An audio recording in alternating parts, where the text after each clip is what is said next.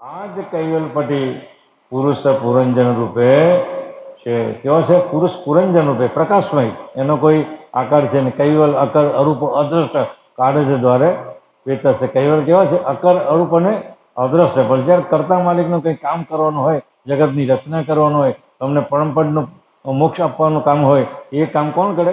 સદગુરુ જ કરે. કે જેનું વર્ણન વાણીથી થઈ શકતું નથી. કર્તા માલિકનું વર્ણન વાણીથી થઈ શકતું નથી. એટલે દયાળુ એક અઢ્યુતા દ્રવિડ નવીન ચિંતામણીમાં એમ કીધું કે જે શાસ્ત્રો ચર્મ આધારિત પુરુષે લખેલા છે, જે શાસ્ત્રો પછી ગમે તે હોય, ગીતા હોય કે શાસ્ત્રો હોય કે વ્યાકરણ હોય કે 18 પુરાણ હોય, કોઈ પણ શાસ્ત્રો ચર્મ આધારિત પુરુષે કોઈ પણ ગ્રંથો લખેલા છે, એ કૈવલ પદનું વર્ણન કરવા માટે શક્તિમાન નથી. એ કૈવલમાં કોઈ જાતનો વડ નથી. કૈવલનું કેવું છે? કોઈ પણ જાતનો વડ નથી. એટલે તો એને કૈવલ કીધું.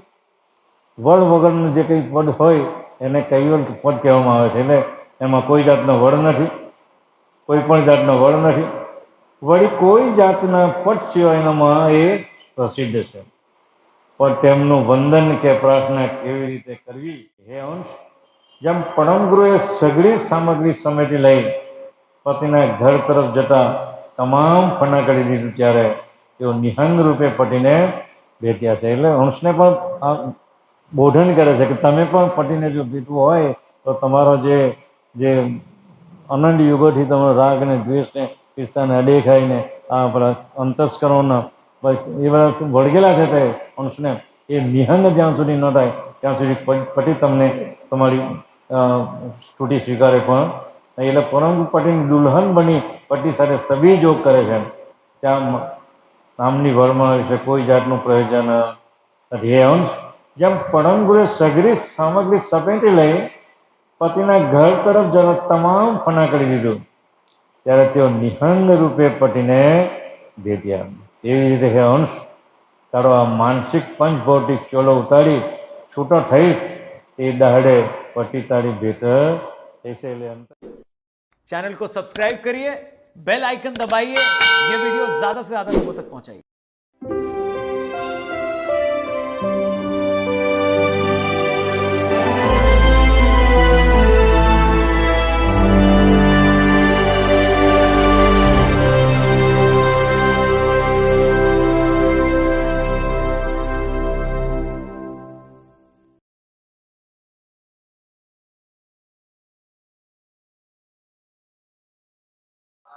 કૈવલમ શિરેના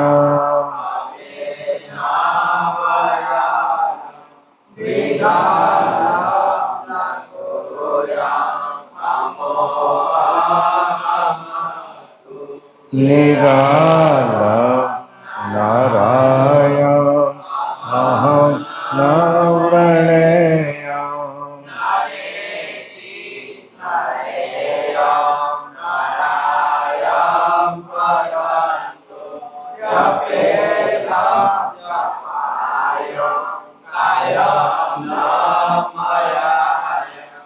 મનાતે મગોયમ સ્વયં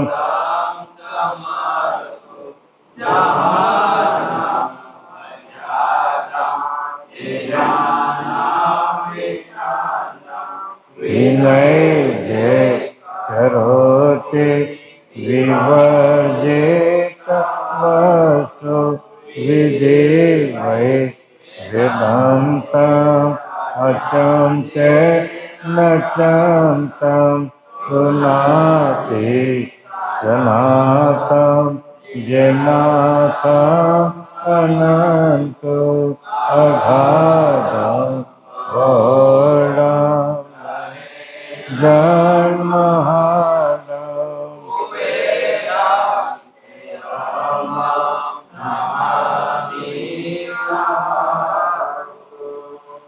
आदि शक्रत स्वराज करुणेश कैवलकर्ता की, कृष्ण स्वामी महाराज की, श्रीमंत करुणा सागर भगवान की, नरवेद सागर महाराज की, महान तपस्वी रघुराम महाराज की, परमहंस सुखानंद जी महाराज की, श्री विष्णुदास जी महाराज की, श्री शांतिदास जी महाराज की, श्री शीतलदास जी महाराज की, श्री अविचलदास जी महाराज की, सर्व संतन की, सर्वदेवन की, कैवल धाम की, गुरुगाड़ी सारसा पड़ेगी, कायम पंथ की, ज्ञान संप्रदाय की, भाल तिलक की, पंचम स्वसम वेद की, जगास्थान की, ग्रंथ वाचन प्रारंभ समय का, सत्कैवल है।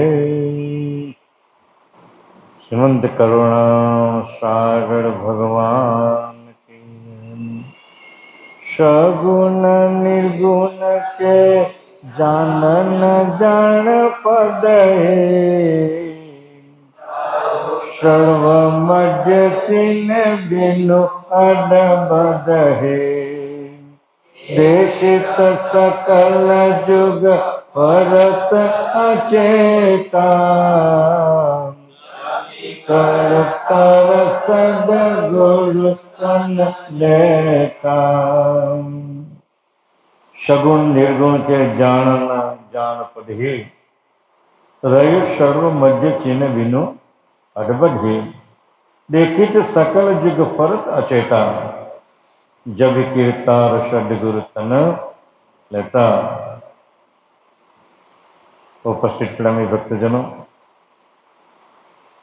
परम कृपाळु भगवान करुणा सागर जो विश्वना उद्धारक विश्व रचयिता एवा आनंद ब्रह्मांडना अधिपति एवा परमगुरु सकलताનું બીજું સ્વરૂપ એટલે સદગુરુ સ્વરૂપ એ સદગુરુની વ્યાખ્યા આપતા આપણને પંચમ ષષ્ઠમ વેદની અંદર આપણને સ્કંદ ચોથાની અંદર જણાવે છે કે સગુણ નિર્ગુણ કે જાણ ન જાણ પદહી રહ્યું સર્વ મધ્ય જીનો વિનો અદભુત। આ વિશ્વની અંદર સગુણ અને નિર્ગુણ એ બે પદ પરમગુરુ જ્યારે નહોતા આવ્યા તે પહેલા વિશ્વની અંદર બે પદનું સ્થાપન કરેલું, એક સગુણવાદ અને બીજે નિર્ગુણવાદ। સગુણવાદ એટલે જે આપણને જેટલું દેખાય છે અને જે દેખાય છે તેને માનનારો જે વર્ગ છે અને જેનું શરીર સગુણ સાથે ગુણ સંયુક્ત માના ગર્ભમાંથી જેને પ્રગટ કરેલો બહાર આવ્યો હોય એ દરેક બધા જ પુરુષો એ સગુણના સિદ્ધાંતની અંદર એનું સ્થાપન કરેલું હોય। દાખલા તરીકે 10 અવતારો છે, મત્સ્ય કચ્છ વાળા બ્રાહ્મણ, પછી રામ અને કૃષ્ણ એવા બધા જે અવતારો પુરુષો છે એને જે માનનારો વર્ગ છે એ જે માનનારો વર્ગ છે એ સગુણ પદનું સ્થાપન કરેલું છે। એનાથી કૈવલ પદ તો ખરવ નિખરવ દૂર છે। અને બીજું એક જે પદ છે જેને ઓમને માને છે, પ્રણવને માને છે, જેને બ્રહ્મને માને છે એ નિર્ગુણ પદ છે, જેને નિર્ગુણ પદ છે। એટલે આ નિર્ગુણ અને સગુણના પદની અંદર સકારતાનો અંશનું કોઈ સ્થાપન થતું નથી। સગુણ અને નિર્ગુણથી આ પદ ન્યારું રહે છે। કયું છે? અંશી પદ અને અંશ પદ એ બંનેથી ન્યારા છે। રયસ સર્વ મધ્ય ચિહ્ન બીનું અડબડ આ બંનેનો મધ્યસ્થ કરનારો જે સકળતાનો અંશ, માલિકનો અંશ એ એની મધ્યસ્થમાં રહેલો છે, પણ એને અડબડ એટલે આજની તારીખ સુધીમાં કોઈએ પરમગુરુ સારો ન આવ્યો ત્યાં સુધી કોઈ એને ઓળખેલું નહીં। એટલે દયાળુ આગળ કહે છે, આપણે વાંચીએ જરા કે સગુણ અને નિર્ગુણ બંને પદને જાણનાર અંશ હોય, આ અંશને ચીન્યા કે જાણ્યા સિવાય એ અડબડી રહી ગયેલો છે। કેમ તો ધૂળના ઢગલાની અંદર આપણે રૂપિયો દાટ્યો હોય, આનંદ યુગ સુધી એને કોઈ ખોડે નહીં, ત્યાં સુધી એ રૂપિયા આપણને ખબર પડે એટલે અડબડ છે ખરું અંદર, પણ કોઈએ જાણ્યું નથી। એટલે એ રીતે અડબડ રહી ગયેલું છે। અર્થાત સગુણ અને નિર્ગુણ બંનેનો મધ્યસ્થ એટલે નિરોધ કરનારને ઓળખ્યા કે ઓળખાયા સિવાય આખું જગત અચેત પડે છે। જગતનો માલિક કોણ છે, હું ક્યાંથી આવ્યો છું, ક્યાં જવાનો છે, અંતે મારું નિજગર કયું છે, એ નિવેદો અત્યાર સુધી આ સગુણ અને નિર્ગુણ પદના જે પેલો સ્થાપકો છે મહાપુરુષો એ કોઈ જાણી શક્યા કે ન જણાવી શક્યા। એટલે એ આખું જગત ક્યાં પડે છે? અચેત દશામાં। કોઈ ચેતન વૃત્તિને જાણતો નથી, એટલે કે છે અચેત દશામાં પડે છે. આ બધું જગત અચેત ફરતું સકળતા સજ્જન હારે નજરે જોયું. અડધો કલ્પ વટી ગયો, જગત રચાયું. અને દયાળુ લખે છે વિશ્વબ્રહ્મ વિદ્વંસમાં કે હું જ્યારથી મારી જગતની રચના મેં કરી ત્યારથી અડધો કલ્પ વીતી ગયો, પણ કોઈ અંશ પોતાના નિજ ઘરમાં કે મારા સ્વરૂપને ઓળખી શકેલા નહીં, કે મારા નિજ ઘરમાં કોઈ આવી શક્યું. આવી જ્યારે અચેત દશામાં જે જગતના લોકોને જોયા ત્યારે પોતે શું કહે, આ પ્રમાણે બધું જગત અચેત ફરતું સકળતા સર્જન હારે જોઈ. કૈવલ પટેલ જ્યારે આ પરિસ્થિતિ જાણી ત્યારે તેને સદગુરુ સ્વરૂપ, સદગુરુનું શરીર લઈ આ બાજુ આવવાને કારણ બને છે. કૈવલ કરતા એક બીજું સ્વરૂપ એટલે સદગુરુ સ્વરૂપ. પણ સદગુરુના ઘણા બધા પબજી કહે છે કે નિજ સદગુરુ સંગે કઢી મેલાવો. સદગુરુના બધા બહુ રાફડા ફાટેલા છે, જેને હોય ત્યારે સદગુરુ લગાવી દે. આપણા સંપ્રદાયમાં બી સદગુરુનું પેલા ભગવાનનાથજી બાપજી હતા ને આમાં સોજિત્રામાં, એ સોજિત્રાના સંતને બી ભગવાનદાસને સદગુરુ નામ લગાવવામાં આવેલું. પણ એ સદગુરુ નહીં, પણ નિજ સદગુરુ એટલે કરતા માલિક બીજું જે સ્વરૂપ છે એને નિજ સદગુરુ કહેવાય. એટલે નિજ સદગુરુ સંગે કઢી એવા બાપજી કપાઈ પેલા. એટલે કહે છે કે આ સદગુરુનું શરીર લઈને મળે આ બાજુ આવવાનું કારણ બને છે. દડિતન સુગમ જુગમ જસવંતો કહે નિજ આપ રહે દિશંતો. સચિત સ્વરૂપ આપ દરસ કરે બહુ નિજ કરે પ્રસાદ ધરે. ધડિત અને સુગમ જુગમ જસવંતુ દર્શાવો હિ નિજ આપ રહેજે સચંતુ. સચેત સ્વરૂપ આપ દર્શક રહી બહોર નિજ ઘર હિ પ્રસાવે જેહી ધરહી. દયાળુ કહે છે કે ધડિત સુગમ જુગમ જસવંતુ, જો આ પ્રકારનું મારું શરીરને ધારણ ન કરું તો જગતની અંદર કર્તાને કોણ ઓળખાવે. એટલે કર્તા કહે છે એ અંશ જેના જગતમાં ગવાય છે એવું ઉત્તમ સ્વરૂપ ધારણ કરીને સદગુરુ આ બાજુ આવ્યા છે. આ સદગુરુ તમારા રોમેરોમ સચેતન કરી શુદ્ધ જાગૃત કરવાવાળા છે. તેમજ તમારા ઘટમાં વસ્તુરૂપ જે આપનનું સ્વરૂપ છે, જે ચૈતન્ય સ્વરૂપ છે એને પણ એ પોતે દર્શાવનાર છે. જ્યારે તમે પોતે સ્વયં સ્વરૂપે સચેત થશો ત્યારે જ તમે જે ઘરથી આવ્યા છો તે ઘર તમને એ પહોંચાડશે. જ્યાં સુધી આ સજાન સ્વરૂપમાં તમે જાગૃત ન થાય, એનો લક્ષ્ય તમે ગ્રહણ ન કરો, ત્યાં સુધી તમારું સ્વરૂપે તમારે થતા આનંદ યોગ વળી જાય તો પણ તમારે સ્વરૂપે થતા વાર લાગે છે. એટલે પોતે સ્વરૂપે થવાને માટે દયાળુ એક બીજું સદગુરુ સ્વરૂપ લઈને આ જગતની અંદર આવવાનું કારણ બને છે. અને એથી જ આ પોતે કોણ છે, પોતાનું સ્વરૂપ કેવું છે એ સમજાવવા માટે દયાળુ બીજું સ્વરૂપ લઈને અહીંયા આવે છે. કહે છે દડી અદર અદર અનુપમ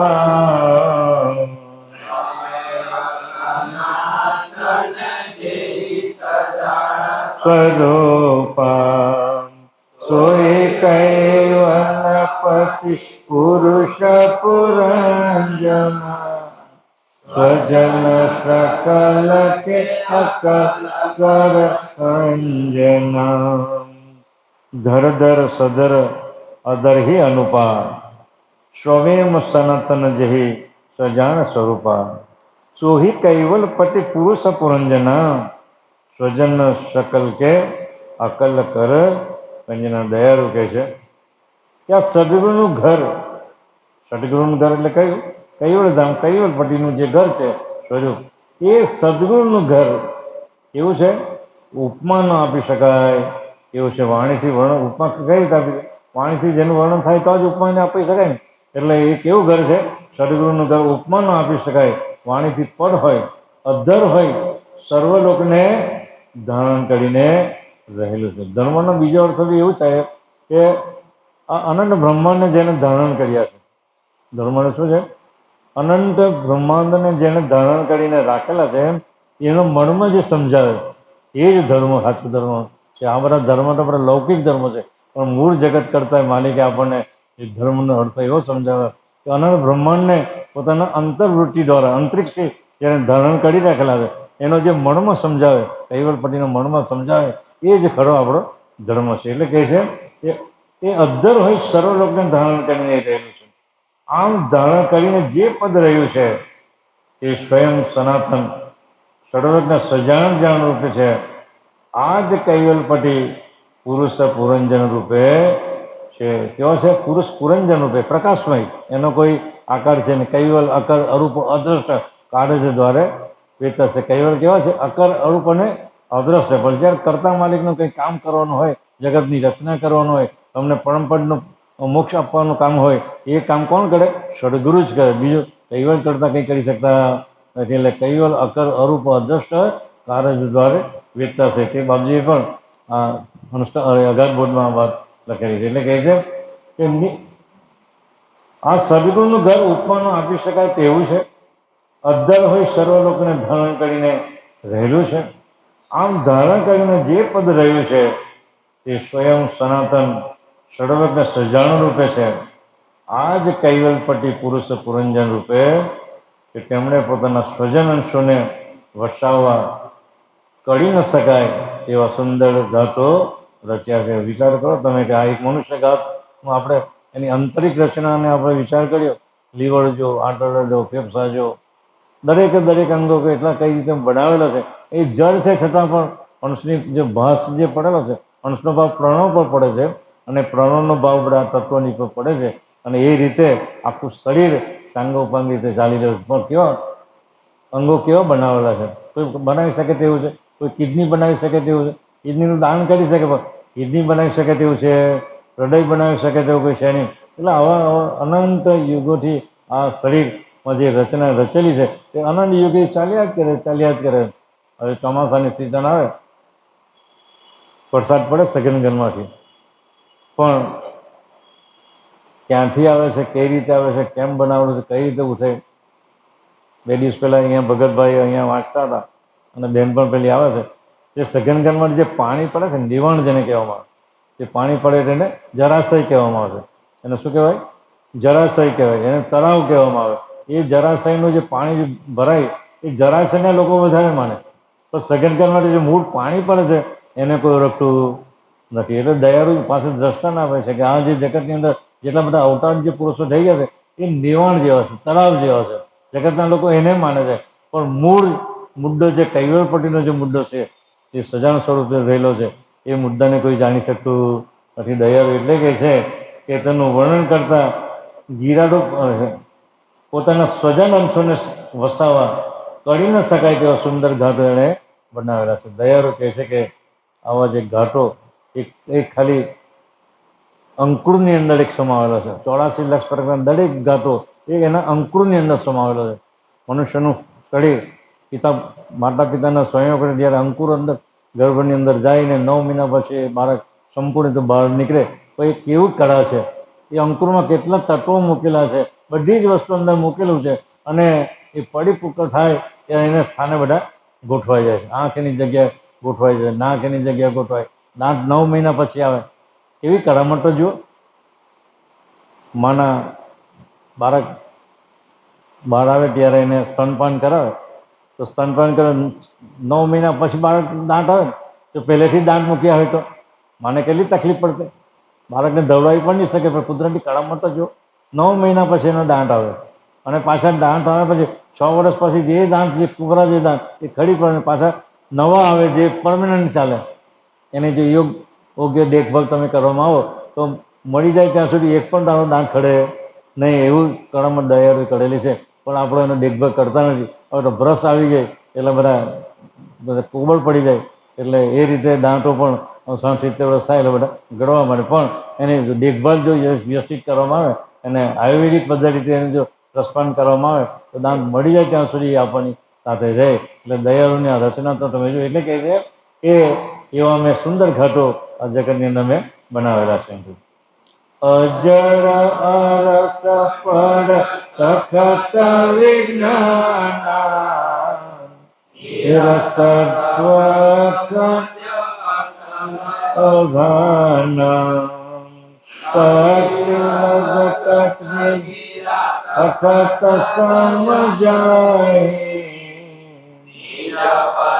પરમ કૈવલ કહા વિરાજે અજડ અરસ પર તખત વિજ્ઞાના નિરસત્વ ખગ મધ્ય અટલ આરાધના શક્તિ જગત ગીર પ્રખત સમાજ હે નિજપતિ પરમ કૈવલ કહા વિરાજે દયાળુ કહે છે કે નિસત્વ ખગના મધ્ય ભાગે નિસત્વ એટલે જે શૂન્ય જે છે નિસત્વ એટલે કોઈ જાતનો તત્વ છે એટલે એ નિસત્વને શું કહેવાય શૂન્ય કહેવામાં છે એટલે શૂન્યના ખગના મધ્ય ભાગે અટલ જેનું સ્થાન આવે કૈવલ કરતાનું સ્થાન ક્યાં છે શૂન્યના મધ્ય ભાગે શૂન્યના મધ્ય ભાગે કૈવલ કરતાનું જેનું અટલ સ્થાન આવેલું છે દગામગે નહીં તેવું એમ એવા અજરા અમર વિજ્ઞાન રૂપ સકર્તા સત્કૈવલ હોય આ અરસ તખતમાં એ બિરાજેલા અધર તખત પર અર્ધ બિરાજે આપણે ભજનજી ગાય ને અધર તખત પર અર્ધ વિશાળ દર્શત દિવ્ય નેત્રમ એટલે કહે છે કે એ અધર તખત પણ એનું જે આસન આવેલું છે એ ત્યાં એનું તખત બિરાજેલા છે તેમનું વર્ણન કરતા ગીરારૂપ વાણી સમાઈ જાય તો વાણી પહોંચતી જ નથી શૂન્યની અંદર વાણી પણ પહોંચતી નથી એવા તખત પર બાબજી કર્ણસાગર બાબજી એમ કે કૈવલ ધામ આવેલું છે અને તે ગીરારૂપ વાણી પણ ત્યાં જઈને સમાઈ જાય છે એટલે કે વર્ણન કરી શકતી નથી એટલે વાણી ત્યાં પહોંચતી નથી તો એનું સ્મરણ કઈ રીતે કરવું એમ વાણી જ નથી પહોંચતી તો સ્મરણ કેવી રીતે વાણીથી તો સ્મરણ થતું નથી પણ આપણી જે સુરતા જે છે એની સાથે જે નૂરતાને અંતર્વૃત્તિમાં સાથે અને અંતર વાળો અને જે સોહંગ જે પ્રદેશ છે આપણો અહીંયાથી જે બાળનગર એ સોહંગ પ્રદેશની અંદર તમારી સુરતાને સાથે જોડો અને આપણા દયાળુ જે લક્ષ્ય ભજન આપેલો છે એને અંતર સ્વરૂપમાં રતન કરવું છે મુખે રતન કરવાનું અને એના અંતર સ્વરૂપમાં રતન કરીને અને એ રીતે એક સમય એવો આવે ત્યારે તમારું આ જેટલા બી જરા જે અંતસ્કરણો છે પેલા 4 અંતસ્કરણ 5 કરતા ઇન્દ્રિયને પેલા કર્મેન્દ્રિય અને જ્ઞાનેન્દ્રિય એ એના ઘરમાં પહોંચે અને પ્રણવ એકદમ શુદ્ધ જે સમય કરતા માલિકે ઉત્પન્ન કરેલો એવો જે સમય એવો જે શુદ્ધ નિહંગ થશે ત્યારે જ એ બ્રહ્મના પ્રદેશમાં એની એન્ટ્રી મળે એટલે આમાં જઈને આપણે એરપોર્ટમાં જઈએ થોડું ચેકિંગ કરે ને કંઈક વસ્તુ નીકળી જાય તરત આપણે 12 કલાકે એમ એટલે બ્રહ્મ પ્રદેશમાં પણ આપણી એન્ટ્રી જો કરવી હોય તો આ દરેક તત્વનું બધું નિસત્વ જે છે એ બધું જ એમાં વિલીન થઈ જવું જોઈએ કોઈ પણ જાતનો સોહંગ પ્રણવ એકદમ કોઈ પણ જાતના નિસત્વ વગરનો એ રહે ત્યારે જ સોહંગ પ્રદેશમાં એનું એન્ટ્રી મળે એટલે એ રીતે તમે ભજન કરો તો જ કરતા માલિકને આપણે પહોંચી શકીએ અને જાણી પણ શકીએ છીએ આગળ કહે છે કૈવલ નામ કાહી હુશ ભયવું સુનો હમરમ જીનો પરમ ઉપયેવું જેનું વલ વક્રપથ પ્રસિદ્ધ પ્રમોદા નવલ જહાં કૈવલ અમોદા કૈવલ નામ તાહી કરહી ઉશે ભયું સુનહો મણમ જીનું ભરમ ઉપયેવું બીનું વલ ખત પટ પ્રસિદ્ધ પ્રમોદા ન ચલ જહાં કવલ સો કૈવલ અમોઢા દયાળુ કહે છે કે જેનું વર્ણન વાણીથી થઈ શકતું નથી કરતા માલિકનું વર્ણન વાણીથી થઈ શકતું નથી એટલે દયાળુ એક અઢ્યુતા દ્રવિડ નવીન ચિંતામણીમાં એમ કીધું કે જે શાસ્ત્રો ચર્મ આધારિત પુરુષે લખેલા છે જે શાસ્ત્રો પછી ગમે તે હોય ગીતા હોય કે શાસ્ત્ર હોય કે વ્યાકરણ હોય કે 18 પુરાણ હોય કોઈ પણ શાસ્ત્રો ચર્મ આધારિત પુરુષે કોઈ પણ ગ્રંથો લખેલા છે એ કૈવલ પદનું વર્ણન કરવા માટે શક્તિમાન નથી એટલે તો વાણી જ નથી પહોંચતી વાણી પાછી ચર્મ આધારિત પુરુષોએ લખેલી છે એટલે બાપજી એના પોતાના સ્વરૂપને ચર્મ આધારિત નથી એટલા માટે પણ લખ્યું બાપજી હું મનુતાનો દેખી ભૂલું મટ કોઈ ભવતારણ વીર ભંજન હોય આમ તો પુરુષ અલેખ કહાય આદ્ય અંત કોઈ પારણ મારું સ્વરૂપ કેવું છે અલેખ છે તો જેની વાણી દાણી વર્ણન કરી શકતા નથી એવું જે મારું સ્વરૂપ છે. એટલે કહે છે કે જેનું વાણી વડે વર્ણન થઈ શકતું નથી અને કદાચ કરવા જાય તો વાણી ઓગળી જાય છે, એટલે કે વાણી સમાઈ જાય છે. તો પછી કૈવલ્યનું નામ બહાર કોણ લાવ્યું? જો આ બહુ ઇમ્પોર્ટન્ટ સવાલ છે. આ પરમ ગુરુની ઉપજણ, કરતા માલિકની જે ઉપજણ છે એ ઉપજે તો જ કૈવલને બીજું સ્વરૂપ છે એવું બહાર લાવે. કૈવલનું જોની કોણ બહાર લાવે? ઉપજણ થકી બહાર આવેલો છે. અને ઉપજણ એ જ પરમ ગુરુનું બીજું સ્વરૂપ છે. ઉપજણ કોણ છે? પરમ ગુરુનું બીજું સ્વરૂપ છે. એટલે દયાળુ પણ ઉપજણની બાબતમાં કહે છે કે જેનું વર્ણન વાણી વડે થઈ શકતું નથી અને કદાચ કરવા જાય તો વાણી પણ ઓગળી જાય છે, એટલે કે સમાઈ જાય છે. તો પછી કૈવલ્યનું નામ બહાર કોણ કાઢીને લાવ્યું? જે પાછા અગાધ બોધના અને હંસતા લેવાના 52મા અંગના છેલ્લી ચોપાઈમાં, ત્રીજી કે ચોપાઈમાં એવું લખે છે. દયાળુ પૂછે છે કે હે સર્જનહાર માલિક, કરતા માલિક, તો તમે તારું બીજું સ્વરૂપ હું ન ધારણ કરું,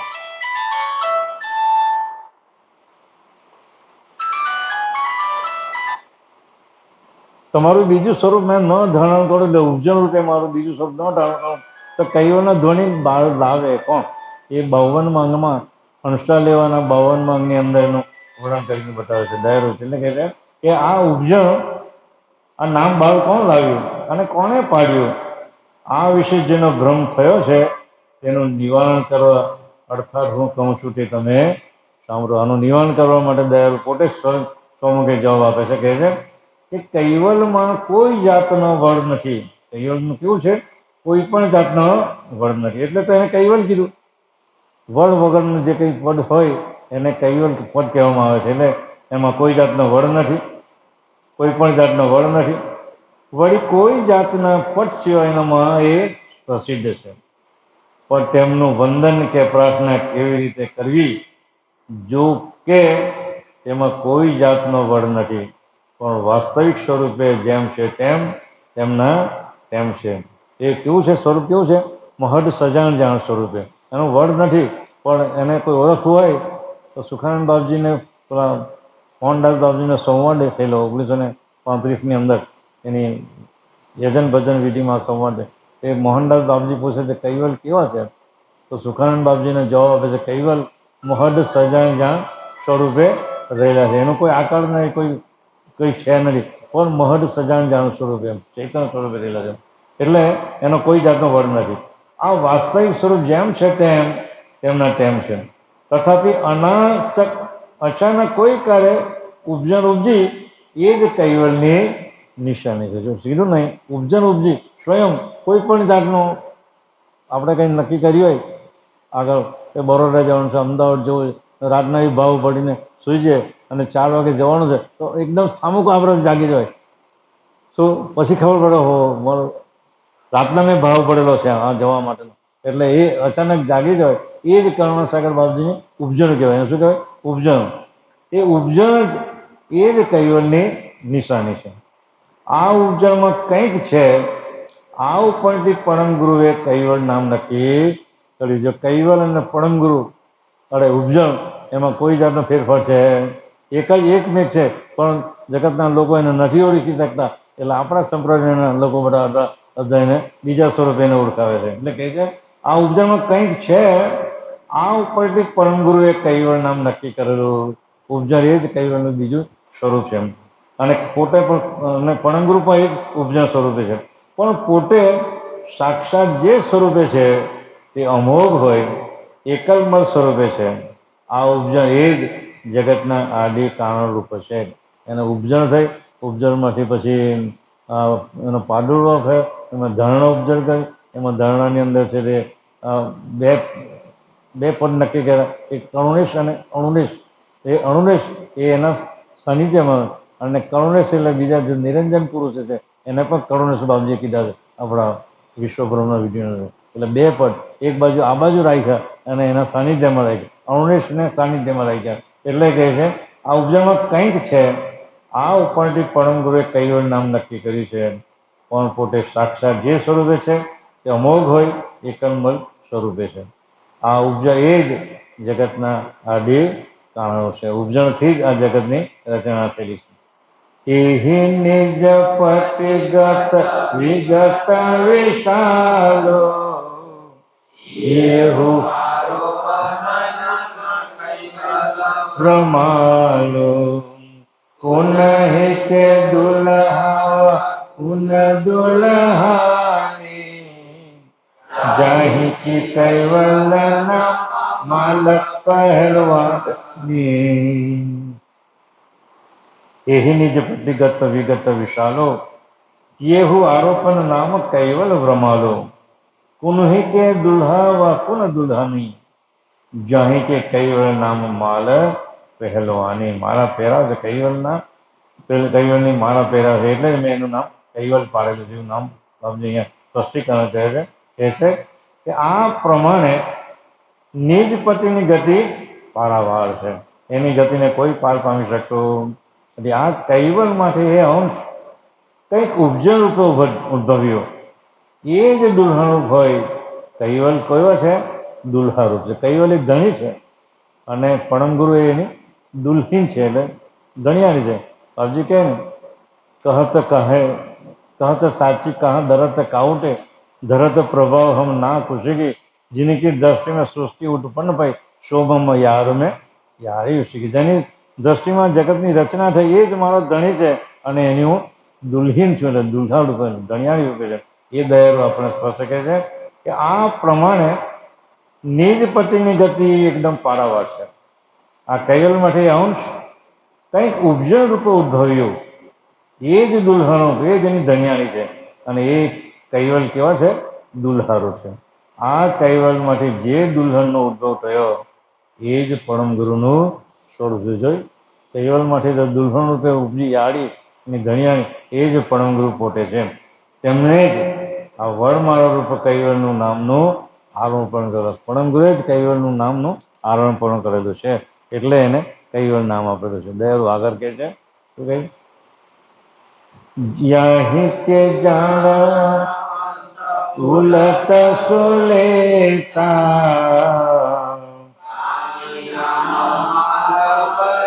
ગડક સમીતા यदि दुल्हा दुल्ही सबिज कर जोगा काहि न परत कछ वरमाल परोगा यहीं की जान अंश उलक सुलीता आनी नाम माल बहु भाई गरक समीता जबी दुल्हा दुल्ही सभी જ कर जोगा काहि न परत काछू કશું વડમાલ પડોગા. દયાળુ કહે છે એ અંશ એ નિજ પદના એ નિજ જ્ઞાનના અધિકારી અંશ આ પ્રમાણે સર્વજાણ પરમ વિશેષ પરમ ગુરુને સંપૂર્ણ છે.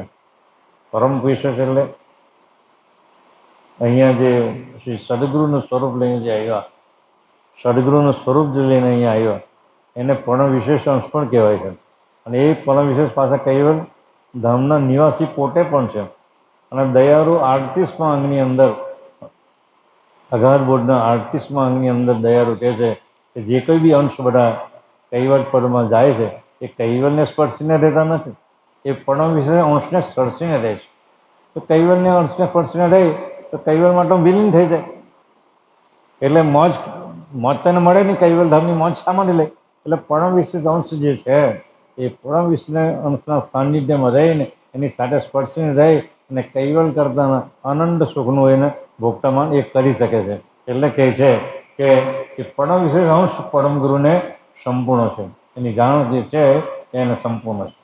ત્યારે પરમ ગુરુ જગત રચનાની આ બાજુ દ્રષ્ટિ કરે ત્યારે જગતને રચે છે, પાળે છે, પોષે છે અને તેનું રક્ષણ પણ એ જ કરે છે. દયાળુ વિશ્વભર વિદ્વાન સ્મૃતિ ગ્રંથની અંદર એક જગ્યાએ એવું લખે છે આ જે સગુણના જે અવતારી જે બધા પુરુષો છે તેને જે વંદન કરે છે, પ્રાર્થના કરે છે એ કોઈ એમ કે એનું કામ કરો કોઈ આવતો અત્યાર સુધી કોઈ અવતારી પુરુષ થયા નથી અને આવતા નથી. પણ એની પ્રાર્થના જે કોઈ બી કરે છે તો એના ભેખને બંધન લાગે કે મારું કંઈ કામ જ નથી કરતો આવતો એટલે મારે જ એ કોઈ એન કેન કરીને મારે જ એનું કામ કરવું પડે છે. દયાળુ એવું લખે છે. તો વિશ્વબ્રહ્મ વિદ્વાન સ્મૃતિ ગ્રંથની અંદર એવું લખે છે કે આ બધા 10 અવતારી પુરુષો કોઈ માતાને માનતો કે ગમે તેને માનતો હોય, પણ એનું જે કામ થાય છે તે દયાળુ કહે છે એ મારે જ કામ કરવું છે. એ તો એનો દેખને લાજવાનું છે. એટલે આપણે કયા પેલો છોકરાને છે ભૂત વળે કે કેટલી બધી જાત જાતની બધી ઉપાસના કરે, પછી બેગ વરસ ભાગ ચાલ્યા જાય, પછી બાપજી ત્યાં જાય છે, પૂછે ભાઈ કેમ જાય છે, કેમ નિરાશ થાય, સાધુ સંતોનું બધું કોઈ કયા દ્વીપમાં, કંઈ સાલમ દ્વીપમાં કહેવા દ્વીપ કોઈ દ્વીપની અંદર, એટલે સાધુનો બેગ વરસ ચાલ્યો જાય ને બધા નિરાશ થઈને જાય, તો બાપજી ત્યાં બેઠેલા છે ને પૂછે ભાઈ કેમ આ તમે નિરાશ થાવ છો? કે ભાઈ અમે 5-7 વર્ષથી એટલે છોકરો જ નથી થતો રાજાને, તો રાજા અમને કાઢી મૂક્યા, કારણ કે એનું અજાન બી અમે ખાતા ખાતા અનાજ પણ ફૂટી ગયો, એટલે મને કાઢી મૂક્યા. તો તમે એક કામ કર, પાછા જાઓ કે અને કહી આવો કે 9 મહિના પછી તમારો ત્યાં છોકરો થશે.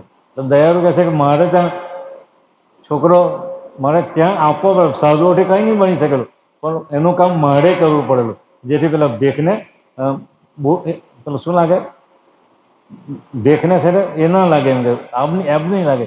એટલા માટે એટલે જગતના જેટલા બી બધા જે કામો છે દયાળુ કે મારે જ કરવા પડે છે, ભલે મને ન માનતા હોય તો, પણ મારો તો અંશ તો મારો જ છે ને. એટલે દયાળુ કહે છે કે જ્યારે જગતને રચે છે, પાળે છે ને પોષે છે અને તેનું રક્ષણ કરે છે, જ્યારે પાછળ સુરત એટલે પતિ તરફ દ્રષ્ટિ કરે ત્યારે આ સગરી રચનામાંથી નિવૃત્ત થાય છે, જેથી જગતનો નાશ થાય છે.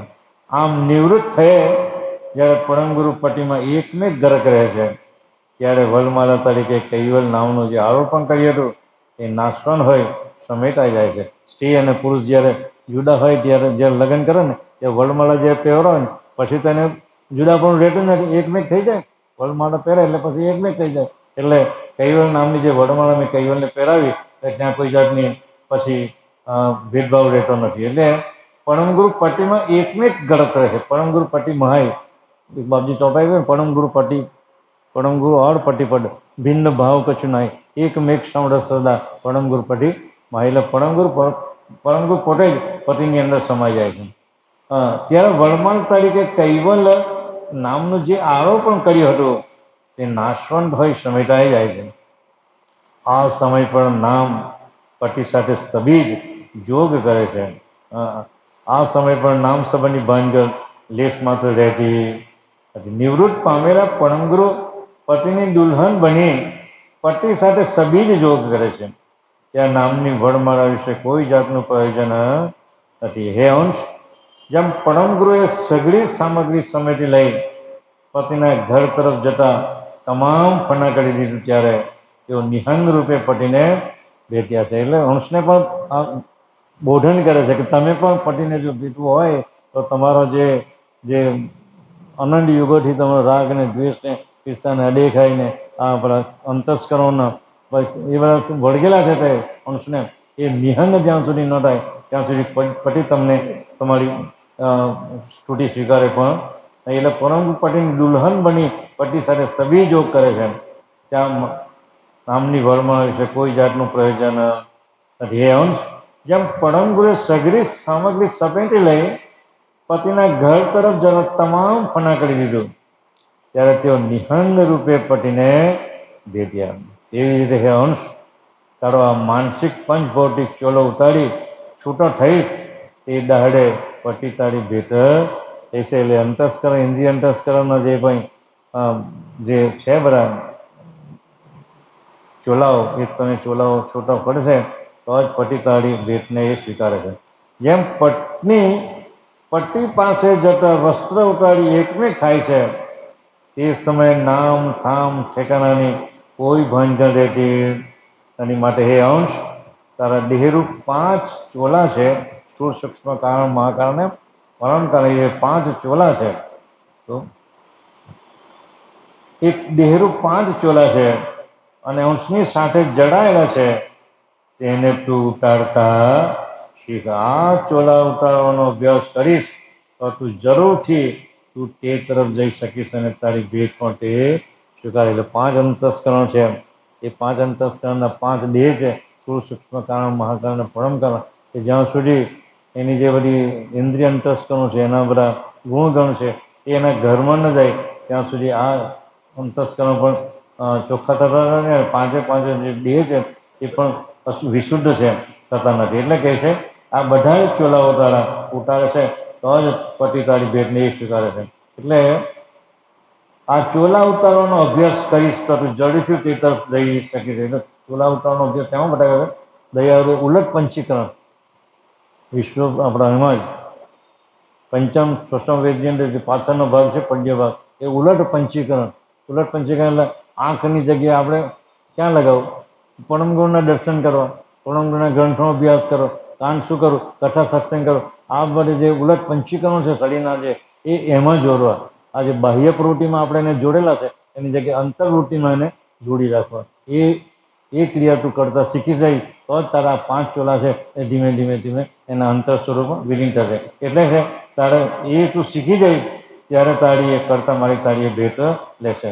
જ્યારે કર્તાપણની પ્રાપ્તિમાં એકમેક થઈશ ત્યારે તને કોઈ મંત્રની વા કોઈ ઉપાસનાની વા કોઈ સાધનની વા કોઈ સિદ્ધિની જરૂર રહેશે. આ મંત્ર છે ને માટે છે કે બાપજી કે જો અમે પાર જવું હોય તો હોડીની જરૂર પડે ને, તો હોડી પણ ત્યાં પહોંચી ગયા પછી હોડીની જરૂર પડે એમ. આ અંતસ્કરણને સ્થિર કરવા માટે અંતસ્કરણ જે બધી જે ઉપાધિઓ છે એ ઉપાધિને સ્થિર કરવા માટે એક મંત્રની જરૂર પડે છે. અને ધીમે ધીમે જે 4 આંગળનો અત્યારે શ્વાસ ચાલે છે, 12 આંગળનો શ્વાસ ચાલે છે, એ ધીમે કરતા પ્રેક્ટિસ કરતા એ 2.5 આંગળનો શ્વાસ જ્યારે ચાલતો થાય તો ત્યારે તમે આ રસ્તે તમારો પડાવ પણ એટલે એ રસ્તા જ તમે હજુ શરૂઆત કરી કહેવાય ત્યાં સુધી એ રસ્તા પર હજુ આપણે શરૂઆત કરી નથી. એટલે જ્યાં સુધી આ 12 આંગળના શ્વાસમાંથી 2.5 આંગળ જ્યાં સુધી ચાલે નહીં, બહુ નજીક જ એટલે 2.5 આંગળ આટલો જ ચાલે. અત્યારે તો આપણે 12 આંગળ બી ચાલે, 16 આંગળ બી ચાલે, 30 આંગળ બી ચાલે.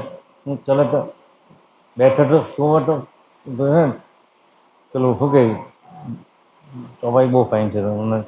બેઠા 12 ચાલે તો 18, 16 30 ને મૈથુન કરે ત્યારે 64 આંગળ ચાલે.